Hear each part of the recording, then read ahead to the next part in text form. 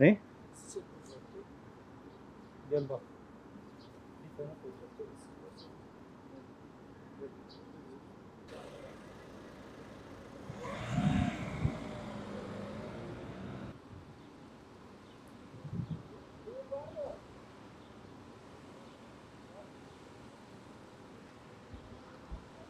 Biz Adana'dan eğitimci ve gönüllü bir anneler olarak Gazze'nin mazlum anneleri ve yetim çocuklarının çığlığına ses olabilmek için buraya sarayın önüne geldik. Ve diyoruz ki artık yeter, 10 ay oldu. 15 bin çocuk öldü. 15 bine yakın yine kadın öldü. Bu zulüm bitsin istiyoruz. Biz Sayın Cumhurbaşkanımıza diyoruz ki artık vanaları kapat, gemileri bağlat, Siyonist'e giden bütün sermayeleri kes diyoruz. Onların ana damarını kes.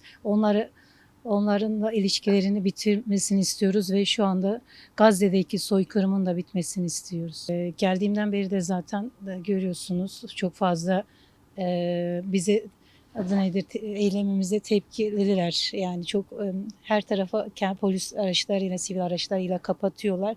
Sanki kimsenin görmesini istemiyorlar yaptığımız eylemi. Yani gerçekten vicdanen yani biz Adana'da artık yani evlerimizde duramaz olduk. 7 Ekim'den bu yana hep de 10 aydan beri dışarıdayız. Adana'da bir aya yakın Amerikan Konsolosluğu'nun bir ay önünde eylemimiz oldu. Belki haber yapıldı veya yapılmadı. YouTube kanallarından, Instagram'dan yayınlar verildi. İncirli'ye gittik, AKP önüne gittik. Yani devamlı eylemlerimizde Gazze'nin yanındayız biz. Yeter artık biz yorulduk, Gazze'liler yoruldu. Bu soykırım artık bu savaş bitsin istiyoruz.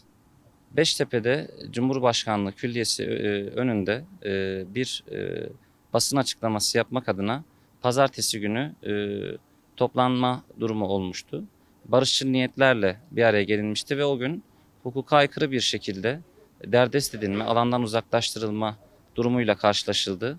Arkadaşlarımız ZAP raporlarını da aldı ve kamuya açık bir suç duyurusunda bulunuldu. Ancak bizim için yine öncelikli mesele bizim yaşadığımız buradaki hukuksuzluktan çok Gazze'deki insanların yaşadığı dramlardır. Biz bu dramların bir an önce son bulması adına Siyonizmi besleyen damarların kurutulmasını talep ediyoruz. Bu damarlardan en önemlisi bugün hala Azerbaycan'ın petrolü Bakü-Tiflis-Ceyhan boru hattı vasıtasıyla İsrail'e ulaşmaya devam ediyor. Geçenlerde malumunuz olduğu üzere BOTAŞ biz ticaret yapmıyoruz, petrol ticareti yapmıyoruz İsrail'e demişti. Ancak zaten kamuoyunda dile getirilen konu BOTAŞ'ın ticaret yapması değil, BOTAŞ'ın sevkiyatı gerçekleştirmesi. Ondan dolayı SOKAR, BP ve BOTAŞ'ın beraber çalışarak İsrail'e petrolü kiminin satması, kiminin taşıması sürecine itiraz ediyoruz. Bir diğer talebimiz de şuydu. Bugün hala Türkiye ile İsrail çifte vatandaşlığına sahip kişiler İsrail'de savaşıp Türkiye'ye gelebilme imkanına sahipler. Biz diyoruz ki orada bu soykırım suçuna ortak olan kişilerin Türkiye vatandaşlığı iptal edilsin. Bir diğer maddemiz geçici ambargo kararına rağmen bugün hala İsrail ile serbest ticaret anlaşması sonlandırılmadı. Bu ticaret anlaşmasının da bir an önce son bulmasını istiyoruz. Taleplerimiz gördüğünüz üzere gayet insancıl, İslami ve insani kaygılarla dile getiriliyor.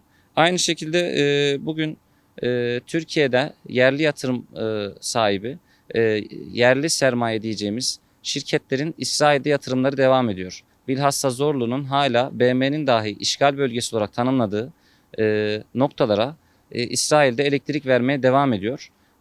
Yerli sermayenin İsrail'de olan yatırımlarının da son bulmasını istiyoruz.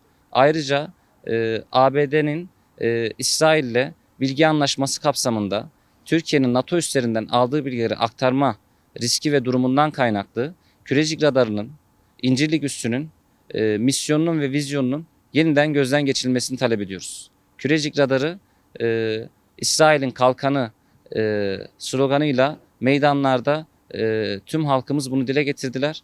Bu taleplerimizin göz önünde tutulmasını rica ediyoruz. Ve bu talepler üzerine alanlarda olmaya devam edeceğiz. Nöbetlerimiz devam ediyor. Tüm duyarlı Filistin dostlarını buradan selamlıyoruz. Teşekkür ederiz.